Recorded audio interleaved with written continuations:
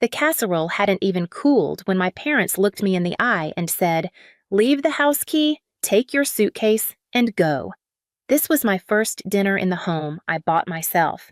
5 years of saving, every penny counted, every sacrifice made, and they showed up with my bags already packed. My father declared the house should come back to the family. My sister handed me a suitcase like I was a guest who'd overstayed her welcome. They thought I'd just walk away quietly the way I always had.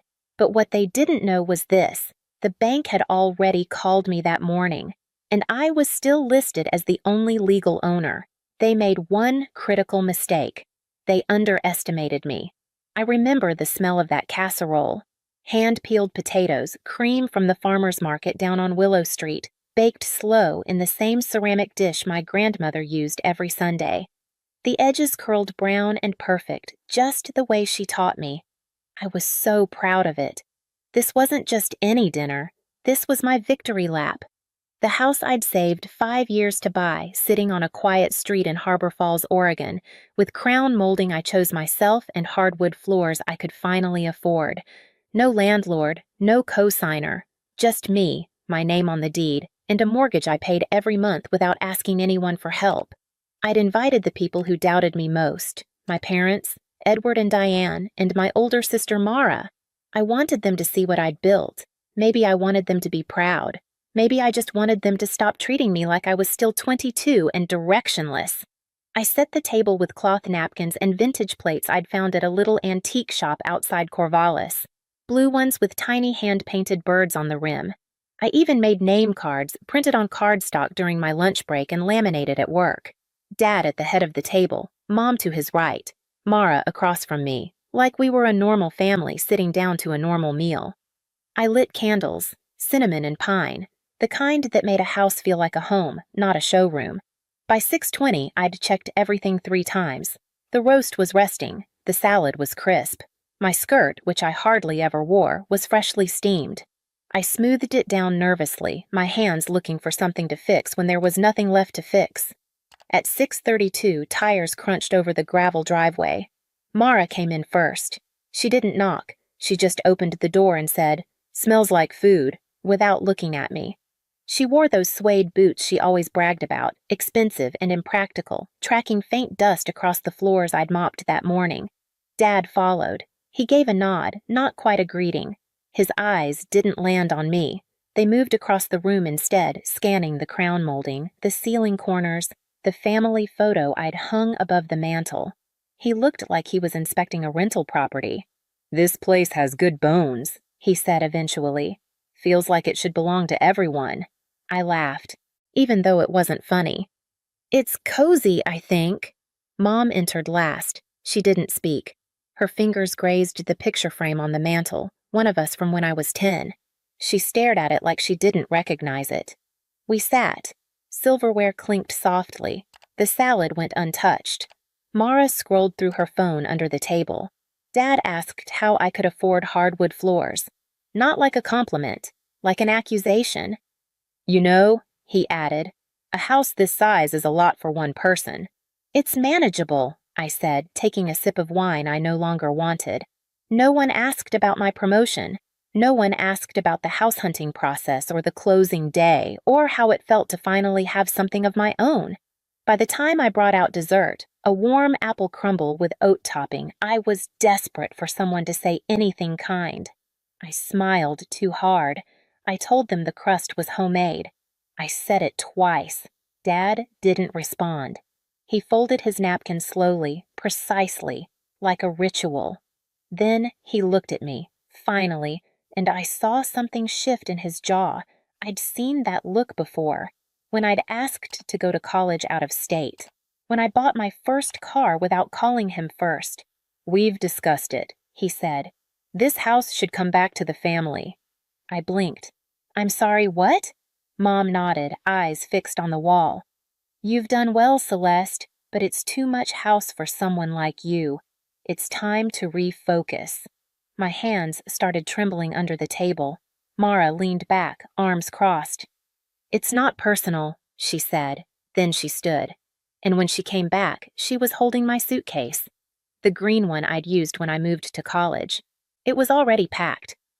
"We gathered your essentials," she added, "just to make things smoother." I tried to speak. My mouth wouldn't open. My voice curled up inside my chest and refused to come out. "I'm the legal owner," I whispered finally. Dad's smile was thin. "We'll sort that." No one raised their voice. No one cried. But something far louder had already happened. I picked up my phone and keys and laid them gently on the table, right next to my untouched wine glass. Then I walked out. I didn't drive far, maybe 10 miles outside Harbor Falls. I pulled into a small gas station, the kind that still sold disposable cameras and cinnamon air fresheners. The overhead light flickered like it was tired. I parked under it, engine off, hands locked around the steering wheel like I needed something solid to hold on to. My phone buzzed. Unknown number. I answered anyway. "This is Celeste." "Hi, Miss Whitmore. This is Chelsea from Cascade State Mortgage. I'm calling about a request we received this weekend regarding changes to your mortgage account." My stomach dropped. What kind of changes? There was a request to add 2 co-borrowers to your loan and update the primary contact to someone named Mara Whitmore. It raised red flags because it didn't come through our secure portal. My heart pounded, but my voice stayed steady. I didn't authorize any changes. "That's what we figured," she said. "We haven't processed anything. You're still the sole legal owner, but we've locked the account temporarily and logged the attempt." "Do you have the names they used?" "Edward and Mara Whitmore." I didn't respond right away. It wasn't shock that kept me quiet. It was the realization that I wasn't surprised. They'd been planning this. This wasn't a family fight that got out of hand. This was a blueprint. The next morning, I drove back toward my house. I hadn't slept. The sun was just starting to rise when I pulled onto my street. Everything looked wrong. The porch light had been changed. The warm amber bulb I'd chosen was now a cold blue-white glow. The potted rosemary I'd grown from seed was gone, replaced by a cheap plastic fern. I walked up slowly. I still had my key. It didn't turn. Then the door opened. A young woman I'd never seen stood there, barefoot, wearing an oversized hoodie.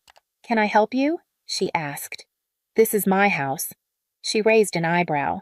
"You're Celeste." I nodded. "They told me you wouldn't be back, said you left voluntarily, that you were having stability issues." My stomach twisted. Behind her, I caught a glimpse of the hallway. My hallway. But it wasn't mine anymore. The photos I'd hung were gone. In their place were stock images of flower fields and a canvas with a quote about family. "I'm going to need you to leave," she said. "I was told not to let anyone in." I stepped back without a word. That night, I stayed on my friend Raina's couch. She made tea and left a blanket on the side table. "I'm here when you're ready," she said. By midnight, I was ready. I opened my laptop and found a folder I'd nearly forgotten about. Interior Cam Backups. I'd installed a couple small motion-activated cameras when I first moved in, just for peace of mind. They synced to the cloud automatically. The first video was time-stamped 2 days before the dinner. Mara was in my office, calmly opening drawers, removing files, placing them in a box already labeled in her handwriting. Another clip. My mother removing my framed degree from the wall, tucking it under her arm. Then my father sitting at my desk like he owned it, unplugging my router and replacing it with a new one wrapped in masking tape. Written on it in faded marker, Whitmore, Maine. They weren't trespassing. They were moving in before I even left. At the bottom of the folder was a voicemail. I didn't remember saving it. Dated 9 days before the dinner. I hit play. Mara's voice came through, flat and clear. "Once she's out, change the locks. Don't let her back in. Not even for the photo albums. She'll call a lawyer, sure, but it won't stick. This is a family matter. Judges don't touch it." I sat back, pulse steady now. I started downloading clips. I saved the voicemail. I opened my email archive and searched for anything they'd asked me for over the years. Subject line: "Can you send over your W-2 real quick?" From Edward Whitmore, another from Mara. "Need your social security number for the insurance beneficiary forms." They'd been assembling a version of me they could control on paper. Raina looked over my shoulder. "Check your credit report," she said. 2 new inquiries. One from a department store I hadn't shopped at in a decade. Another from a credit card company I'd never applied to, both from my parents' IP address. "This is financial fraud," Raina said. "This isn't emotional anymore. It's criminal." I called a lawyer that night, Joanna Kerr, civil litigation specialist. "We're filing," she said after I forwarded everything. "Emergency petition, restraining order, lock your credit, don't speak with them directly." Every word goes through me. I wasn't staying quiet anymore. The courthouse in Harbor Falls was built in 1911. Brick and limestone, symmetrical and stern. I'd passed it dozens of times and never thought I'd walk through those doors for anything other than jury duty. But on Thursday morning, I stepped through security with Joanna on my left and Raina trailing quietly behind. I carried nothing but a manila folder and my name. We waited outside the courtroom while the previous case wrapped up. Something about vehicles and visitation. Voices rose and fell behind the double doors. I pressed my palms together on my lap, not to pray, just to stop them from shaking. "This isn't about drama," Joanna said under her breath. "We're here for truth. Let them perform. We'll present."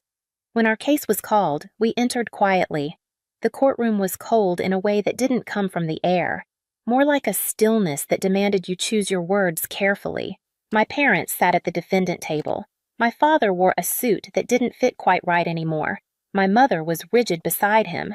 Mara sat apart, arms crossed, jaw locked, hair pulled into a tight bun. They didn't look at me. Joanna began with documentation.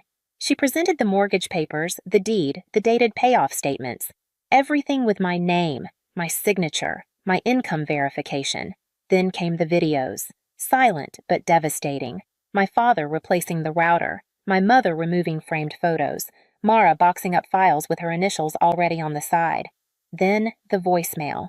The courtroom stayed quiet as Mara's voice echoed from the speaker. "Once she's out, change the locks. Don't let her back in. Not even for the photo albums." Not angry, not panicked, just calculated. Joanna let it sit in the room before continuing. When it was their turn, my father stood first. "We were trying to protect what we built," he said. "This house was always meant for the family. We supported Celeste for years. Her name might be on the deed, but that was never the spirit of it." Joanna interrupted him politely but firmly. "Mr. Whitmore, do you deny submitting false ownership claims to Cascade State Mortgage?" "I deny any criminal intent," he replied, voice tight. "If she had just listened, none of this would have happened." The judge glanced over her glasses. Her face was unreadable. Then came Mara. She stood, cleared her throat. "I was only trying to help manage the property. Celeste doesn't even like hosting. It was too much house for her. She gets overwhelmed." Joanna pulled up a still frame from one of the videos. Mara removing my labeled folders, tucking them into a box with her initials on the side. The judge looked up. "You believed the home was yours?" Mara hesitated. "I believed it was a shared responsibility." "You're not on the deed," the judge said. "Are you?" "No." My turn came last. I walked slowly to the stand, took the oath, sat. I didn't read a statement. I didn't bring notes.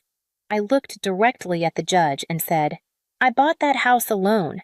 I paid every installment. I handled every repair. I chose every piece of furniture. They didn't just enter without permission. They began erasing me before I even left." I paused. My father replaced my internet. My sister packed my files. My mother removed my photographs. And when I resisted, they called me unstable. I let the silence linger. They didn't just try to take my house. They tried to write me out of the life I built inside it. The judge didn't speak immediately. She flipped through her notes, read something on her screen, then finally, "This court finds that Miss Celeste Whitmore is the sole legal owner of the property in question. Furthermore, we find sufficient grounds to uphold the temporary restraining order and open a formal inquiry into suspected financial misconduct and identity fraud." Edward inhaled sharply. Mara looked at the floor. My mother didn't move at all. I didn't react. Not in that room. Outside, Raina was waiting with coffee in a paper cup and an umbrella she didn't need. The sun was sharp and steady overhead. "How do you feel?" she asked. I looked down at the courthouse steps. My shoes were planted. My voice was steady. I feel real. Later that afternoon, I opened the email from Joanna confirming the county clerk had updated the deed. My name, my signature, my home. The key turned harder than I remembered. It took 2 full tries before the lock finally gave way, like the house itself wasn't sure whether to let me in. I stepped into silence. Not peaceful silence, the kind that made you listen harder than you meant to. The curtains were stiff. The air held no scent. The eucalyptus I used to keep near the entryway had been replaced with something sharper. Lavender plug-ins, the kind Mara liked, artificial, unwelcome. I didn't walk room to room. Not yet. I stood in the foyer for several long minutes, letting my eyes adjust to the changes. My grandmother's ceramic vase was gone from the console table. In its place, a cold silver bowl filled with glass pebbles, the kind you buy in bulk, the kind that have no memory. The first thing I did was open the windows. The second was to find every artificial scent, every plastic arrangement, every staged object, and place it in a box labeled, "Not Mine." Then I moved to the mantel. The frames were all new, photos I'd never seen. One of my parents on their wedding day, one of Mara with her dog. None of me, not one. It was strange to realize how thorough they'd been. They hadn't just claimed space. They'd curated a version of life that didn't include me at all. I pulled every frame down gently. I didn't shatter anything. This wasn't anger. It was correction. In the kitchen, tucked behind the silverware tray, I found something unexpected. A cream-colored envelope. My name written in my mother's cursive.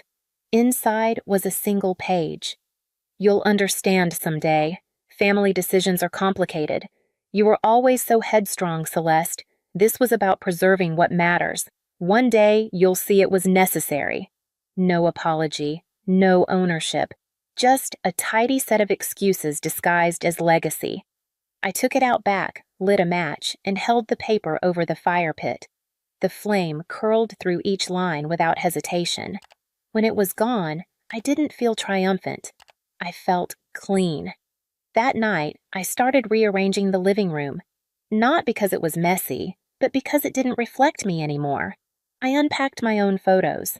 I found the seascape painting from my first trip to Cannon Beach and hung it back over the fireplace. I replaced the bowl of pebbles with the ceramic dish I'd made in a weekend pottery class, the one with the wobbly edge I used to be embarrassed by. I left it as is, imperfect, but mine. 3 days later, Raina texted me. "Brunch at my place, chosen family only. Wear something warm." When she opened the door, snow was beginning to collect along her porch railing. "Smells like cinnamon," I said. "It's mostly store-bought," she shrugged. "But the coffee's real." Inside, the space was alive. Her sister-in-law was laughing in the kitchen. A toddler dragged a plush bear across the floor. Jazz played low from a speaker tucked behind the coat rack. No one asked what had happened. They simply made room for me. This wasn't the family I was born into, but they showed up without rewriting the story. When I returned home that afternoon, I replaced the curtains. The ones Mara had picked were too stiff. I hung my old ones instead. Soft cream cotton I'd hemmed myself one slow weekend years ago. Later, I found the rug they'd shoved in the garage. It was dusty, slightly torn at one corner. I unrolled it anyway. I stood barefoot on the old wood and felt the quiet settle around me like a blanket. That's when I understood. Peace wasn't the silence after a storm. It was the voice you speak in when you no longer need to explain yourself. And that voice had my name on it. The next morning, I checked the mailbox. Mixed between utility bills and a holiday catalog was a simple envelope. No return address. Inside, a card with one line in block. Print. "Freedom isn't the absence of history. It's knowing it doesn't own you anymore." I pinned it to the corkboard beside my front door, next to affirmations I was learning to believe. That evening, I wrote a final note in my journal. They tried to take the house, but they couldn't take the woman who built it. Then I turned off the lights, locked the door, not out of fear but out of habit, and climbed into bed with the window cracked just enough to let in the night air. And for the first time in months, I slept without bracing for anything. If this story moved you, I'd love to hear your thoughts in the comments. Have you ever had to fight for something that was rightfully yours? Share your story below, and if you want more real-life tales of resilience and justice, don't forget to subscribe. You never know when you might need the courage these stories offer. I came home after a 16-hour hospital shift, bone-tired, my body barely mine. All I wanted was to kiss my daughter goodnight, watch her chest rise and fall, feel that one thread of peace in a day full of pain. She was only 6, tiny, radiant, my light. But when I walked into the room, something was off. She was too still, too pale. No blanket kicked off, no whispering dreams, just motionless. I bent down, brushed her cheek. Cold. I whispered her name, once, twice, then louder. Ari? Ari, baby, wake up. Nothing. I pulled her up. Her head lolled back like a rag doll. That's when my body went cold. I screamed her name. Nothing. I ran to the hallway, heart in my throat, lungs refusing to breathe. My mother was sitting in the living room, scrolling on her phone like nothing was wrong. What the hell happened? I demanded. She didn't even flinch. She was being annoying, she said flatly. So I gave her something to calm her down. She wouldn't stop singing that damn cartoon song. My world stopped. You did what? Then came my sister's voice from the kitchen, laughing. Relax. It's just a pill or two. She'll probably wake up. And if she doesn't, well, maybe we'll finally get some peace around here. That moment broke something in me I didn't even know could break. I called 911, hands shaking, voice calm in a way that terrified even me. The ambulance came fast. They took her, my baby, still limp, still silent. I followed them in a trance, holding her tiny sock in my hand, like it might still be warm. When the doctor handed me the toxicology report, I read it once, then again. I couldn't speak, because it wasn't one pill. It was 6. 6 sedatives meant for adults. Enough to put down a grown man. And my mother, the woman I once trusted to rock her to sleep, had fed them to my child like it was nothing. My sister shrugged. She'll get over it. Kids bounce back. No. Not this time. Not this mother. My name is Selena Grant. And from wherever you're watching this, stay with me. Because what I did next wasn't just for Ari. It was for every mother who's ever had to fight her own family to keep her child alive. The ICU lights buzzed low overhead. Machines blinked beside her. Tiny, cold beeps counting the seconds. I might never get back. Ari lay in that hospital bed, her lashes still flecked with glitter from the night before. I brushed her hair back gently, praying through gritted teeth. Please stay. Please wake up. Mama's here. But I couldn't cry. Not yet. Because crying meant weakness. And my daughter needed a warrior, not a weeping mess. Outside the glass, the nurse handed me the report. Confirmed again. 6 adult sleeping pills. It's a miracle she's breathing, he said. My hands were already dialing. Not family. Police. I gave my mother's full name, address, explained everything, and didn't flinch when they said they were sending officers. For the first time in my life, I wasn't protecting her. I was protecting my child from her. When I got home hours later, my mother was in the same chair, like she hadn't just nearly killed a 6-year-old. My sister looked up with a smirk. You still mad? I walked past her, into Ari's room, the bed still unmade. The stuffed bear she clutched in the hospital now limp on the floor. I picked it up, held it, and made my decision. Pack your bags, I said, voice low. Police are on their way, and you're not spending another night under this roof. My mother blinked like I slapped her. You're serious? I stared through her. You fed my daughter drugs to make your evening quieter, and you left me a body to come home to. My sister scoffed. You think they'll care? It's family. That was the moment I realized. They still thought they could get away with it. That blood would shield them. That history excused murder in slow motion. But I was done being their silence. The knock came. Uniforms. Handcuffs. Statements taken. I didn't blink. I didn't cry. I just watched them go, like trash finally being taken out. Then I sat on Ari's bed, held her bare close, and whispered, "You're safe now." Mama burned the bridge for good. I had no family left, but I had something more sacred, a second chance to protect what was mine. I didn't sleep, not for 2 days. I sat beside her bed in that pale, humming room, watching the rise and fall of her chest, measured by machines that had become my new religion. The nurses brought me coffee. The doctors gave me cautious hope, but I didn't move, except to pray.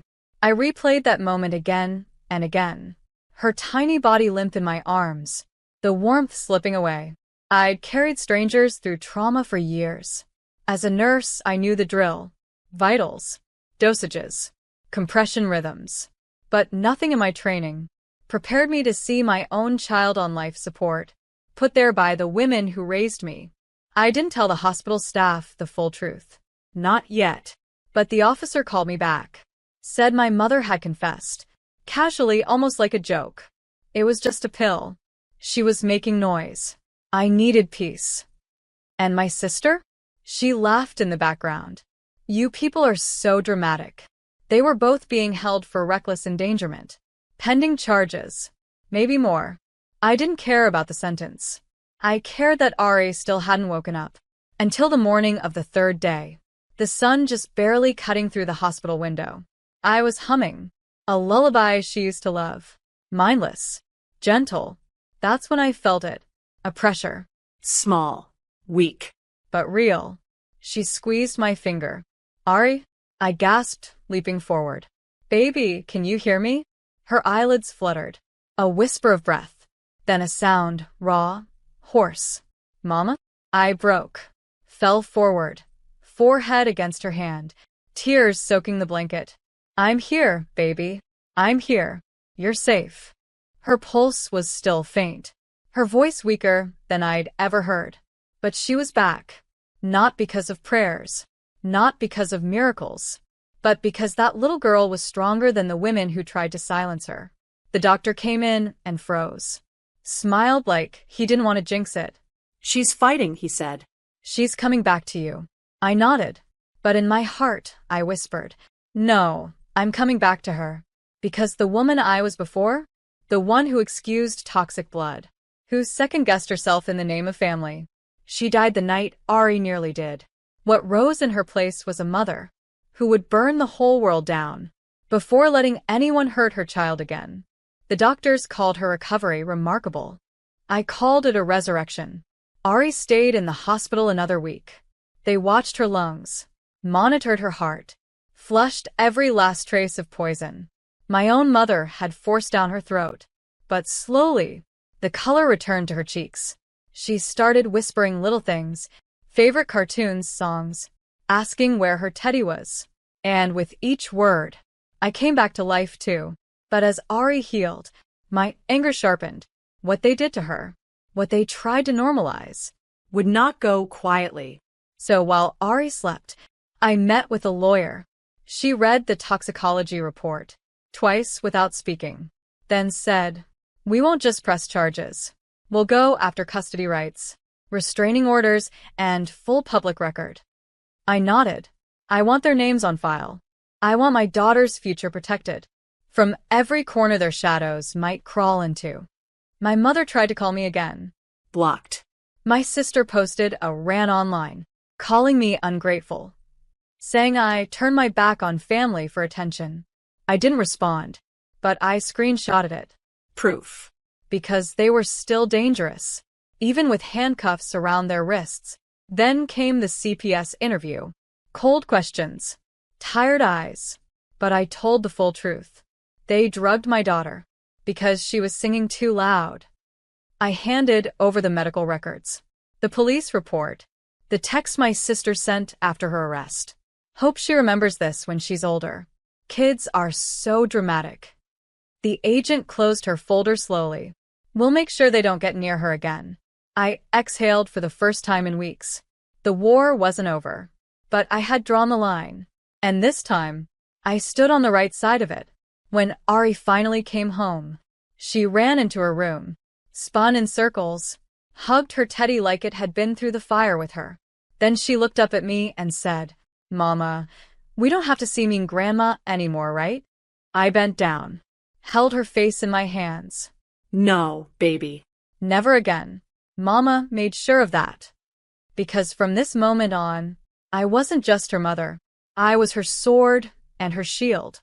And I swore, on everything I had left, they would never touch her again. 2 weeks after Ari came home, I got the letter. Not an apology, not remorse. A legal notice. My mother and sister had hired a lawyer. They were claiming wrongful arrest, saying I'd exaggerated events, out of stress, as if nearly killing my daughter was a misunderstanding, as if drugging a 6-year-old was something families just work through. Their argument? She's unstable. She works long shifts. She's exhausted. Maybe she misunderstood. They were trying to paint me as the danger, the overworked single mom, the emotional wreck. They forgot who I am. I printed every record. The 911 call transcript, the lab report with pill levels no child could survive, the police statement where my mother admitted she just wanted peace. And I filed a counterclaim. Defamation, emotional trauma, endangerment. The lawyer I'd hired didn't flinch. She said, "This won't be a negotiation. This is the nail in their coffin." Meanwhile, I stayed focused on Ari. She started singing again, softly at first, in the bathroom, under her breath while drawing. The same song my mother silenced her for, and I let her sing it, louder and louder, until the whole apartment echoed with it. Because that voice, it was freedom. It was proof that my daughter still believed this world had joy in it. My sister posted online again, said I was turning her niece against her. I didn't reply. I just had my lawyer screenshot it and attach it to the custody file. They'd lost their freedom. Now they were losing their narrative. Because for the first time in my life, I wasn't the tired nurse, the obedient daughter, the one who made excuses. I was a mother who drew a line in the sand and dared anyone, to cross it again. And when the court date came, I wore the scrubs they always mocked me for, not because I had no time to change, but because they were a uniform of survival. They whispered when I walked in. Their lawyer looked smug, until the judge read the words aloud. Toxic levels of zolpidem found in a minor. Intentional administration by a non-guardian adult. The room fell silent. My mother stopped smiling. My sister turned red. And I sat there, holding Ari's favorite bear in my lap, knowing that for once, the truth was speaking louder than their lies. The courtroom was ice cold. Not just in temperature, in truth. My mother sat stiff, lipsticked, perfumed, as if packaging herself as innocence would erase what she did. My sister twirled a pen between her fingers. Bored. Like this was all an inconvenience, not the aftermath of a near death. I didn't look at them. Not once. I looked at the judge. And when asked to speak, I stood. "Your Honor, my daughter is 6. She's afraid to sleep. She checks her drinks now, asks me if I made them. She has nightmares about being too loud. And all because her own grandmother, the woman I trusted with her life, decided silence was more important than safety." I laid the evidence on the table. Medical records, toxicology, photos, screenshots. Then the 911 recording played, my voice trembling, Ari's breath shallow in the background. Everyone heard it. Every last second. Even the judge shifted. The defense didn't have a case. Just smoke. Just shame wearing perfume. Their lawyer tried one last thing. Said maybe it was accidental. Maybe I was overworked. The judge interrupted. Voice sharp. This child was given 6 times the adult dose of sedatives. This isn't a misunderstanding. It's attempted murder. My mother burst into tears. But not the kind that said remorse. The kind that screamed, "I just lost control." My sister stood, stormed out, slammed the door loud enough to startle the bailiff. The ruling was clear. Small blue diamond lifetime restraining order. Small blue diamond criminal charges for reckless endangerment. Small blue diamond full custody reinforced to me, with 0 visitation rights for either of them. The judge looked me dead in the eye. You protected your child when no one else did. This court thanks you for your courage. And I sat down, not as a victim, not even as a survivor, but as a mother who burned down every bridge that dared threaten her baby. That night, I told Ari the truth in the gentlest way. She listened quietly. Then she whispered, "You saved me." I kissed her forehead. No, baby. You saved me. You reminded me who I really am.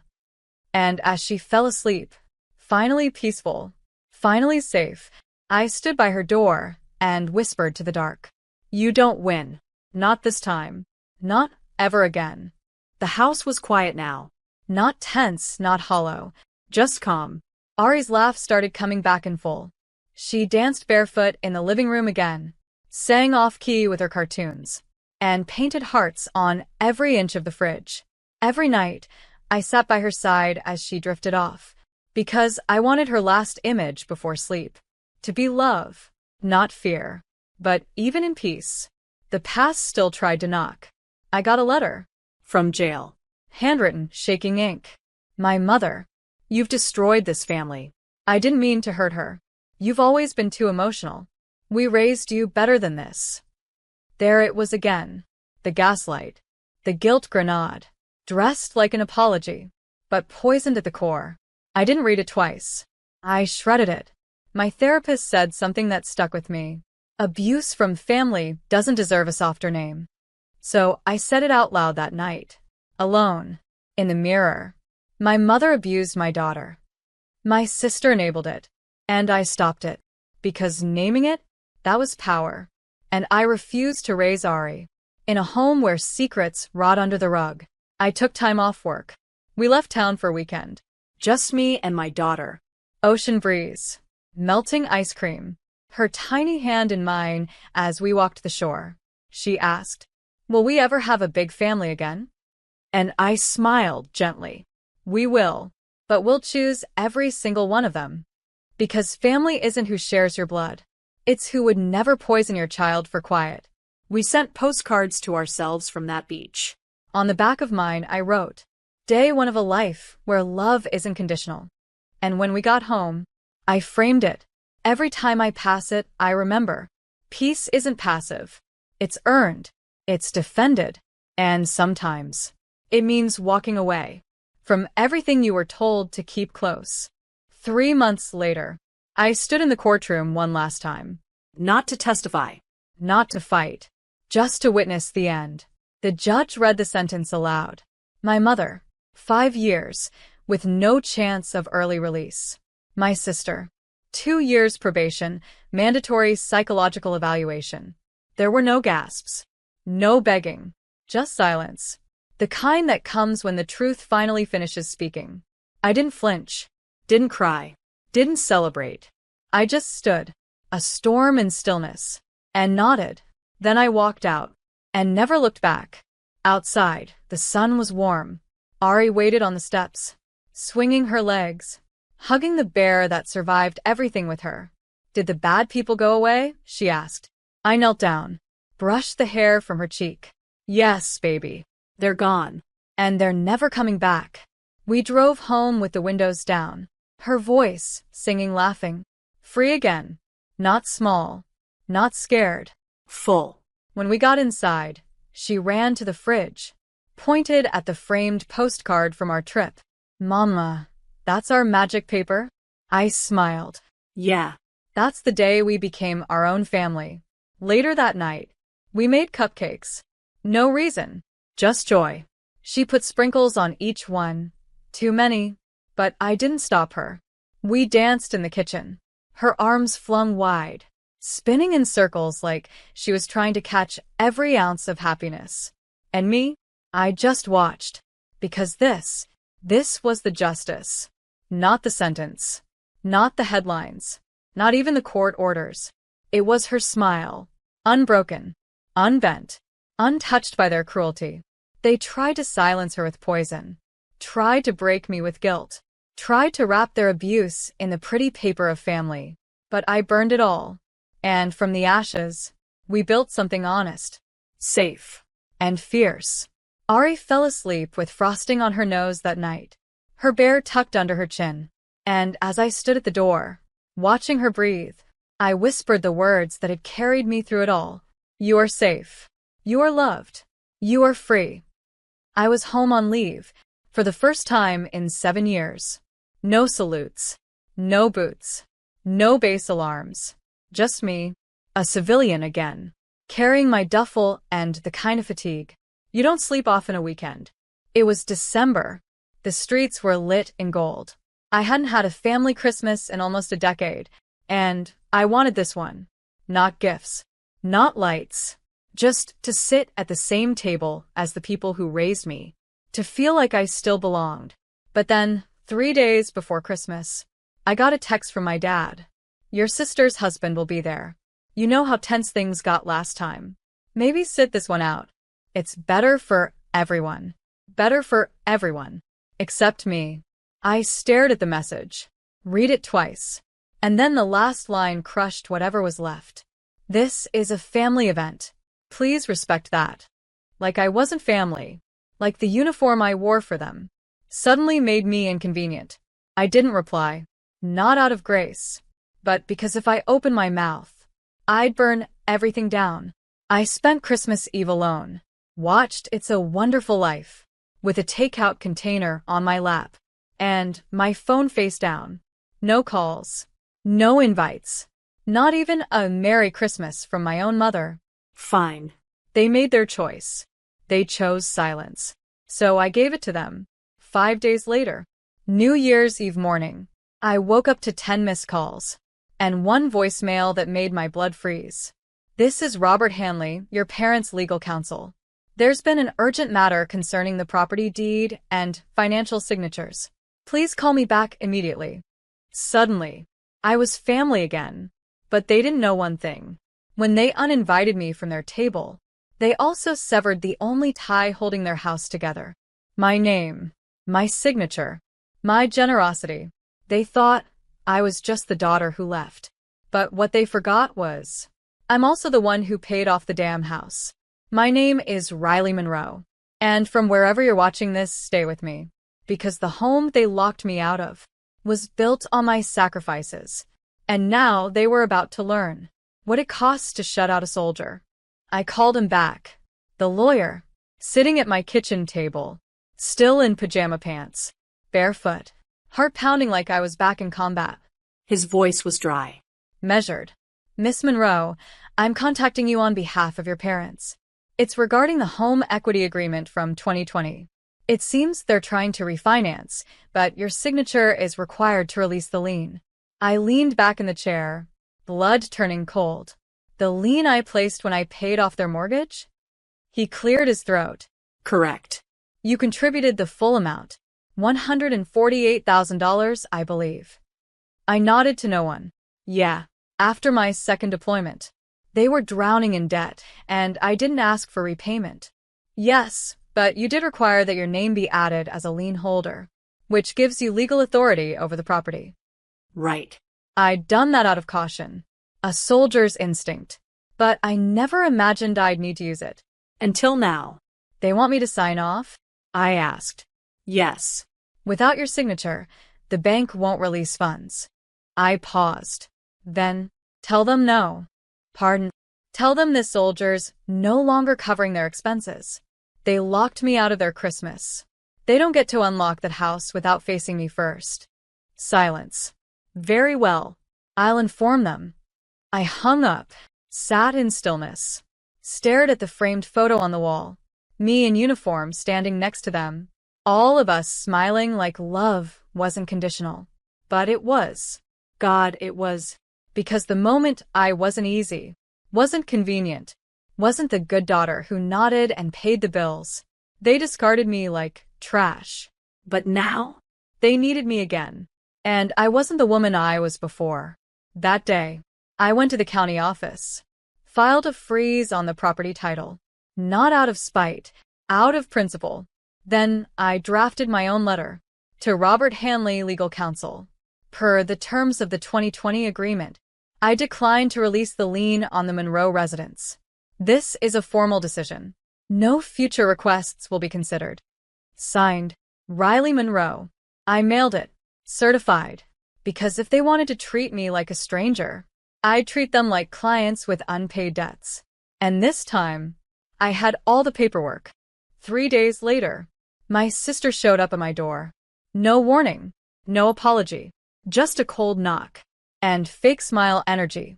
She stood there in heels and fur, the same way she always did, like life owed her something just for existing.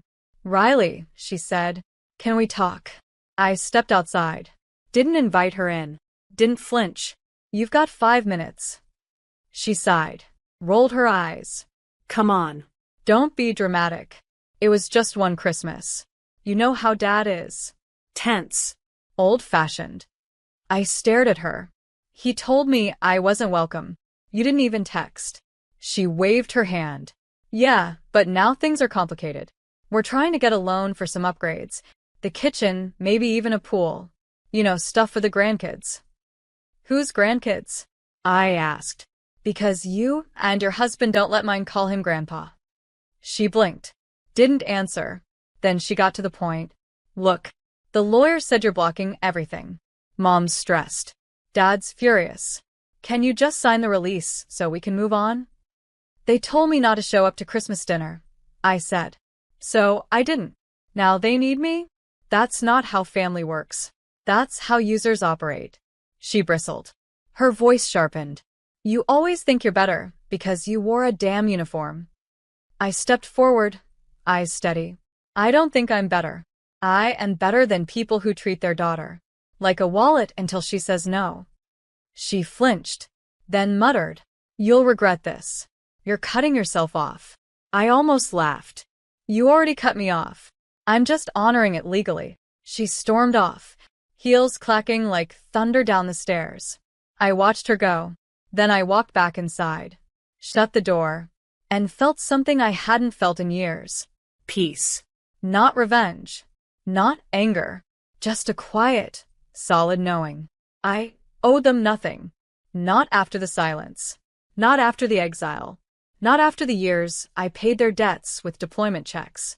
And never once asked for a thank you. This wasn't war. It was boundary. And this soldier finally realized, not every home is worth marching back into. The next move came fast. A Facebook post from my mother. A soft-lit photo of the house. A caption dripping in performance. Sometimes the people you love most become strangers with pens and paperwork. Please pray for us. We just wanted to fix up our home for the family. Dozens of comments. Sympathy. Praise. Poor Mrs. Monroe. Families should stick together. Kids today have no heart. None of them knew. None of them had seen the text she sent me a week before Christmas. Don't come. We've decided to keep it peaceful this year. Peaceful. They wanted peace without accountability. Unity without inclusion. My money without my presence. But I didn't reply. I didn't argue. Instead, I posted one thing. A photo from 2020. The signed lien agreement with all 3 of our signatures. Below it, my caption. $148,000. Paid in full. Merry Christmas. No rage. No hashtags. Just a number and the truth. The comments changed. Fast. Some deleted theirs. Others started asking questions. Wait, Riley paid off the house. This is her equity? Why wasn't that part mentioned? My mother didn't respond. She just quietly deleted the post 2 hours later. Then came a message from their lawyer. This time more careful. Given the recent circulation of documents, your parents are hoping to come to an amicable resolution. I didn't write back. My lawyer did.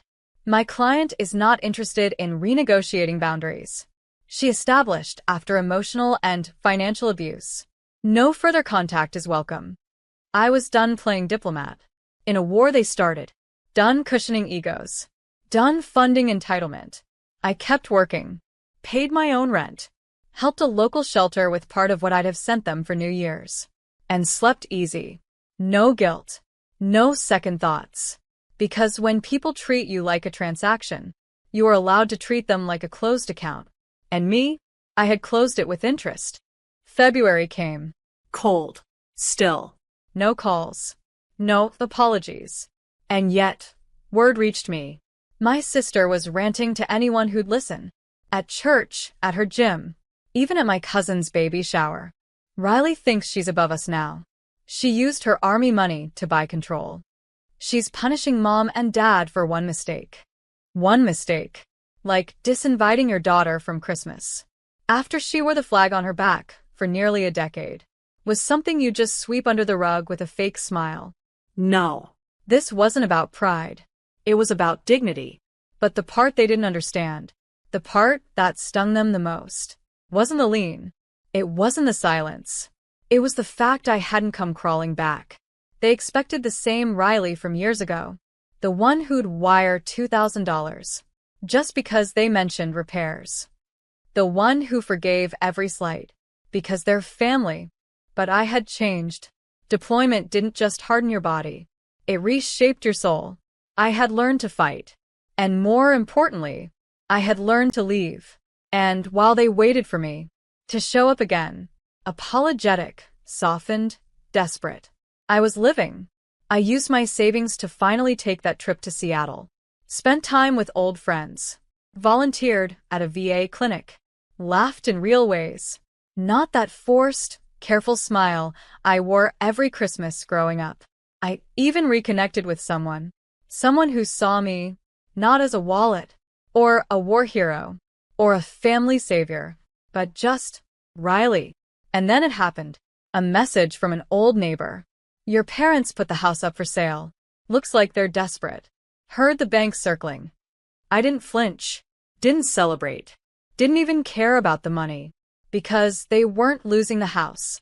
Because of me. They were losing it. Because they couldn't stand to treat the person who saved it like she mattered. They chose ego over gratitude.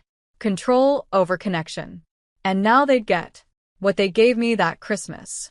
An empty seat at the table. It was early March when the message came. Not through a lawyer. Not through Facebook drama.